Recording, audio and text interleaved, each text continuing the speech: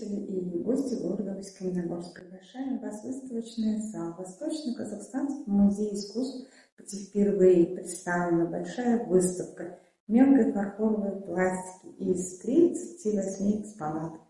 Көктем келді қопырып, жүректерге жұртынып, көгілге қалды мөлдір сұртынып. Көктем нұрға боялған, толқы бойда оярман тербетіп жынды. Сезім оянған, жайнап ғалам көгеріп, қуанышқа кеңеліп, махаббатқа бөленіп өмір. Сандуғаштар сарайды, қиял қозы самғайды, шаққа тасып жайнайды көңіл.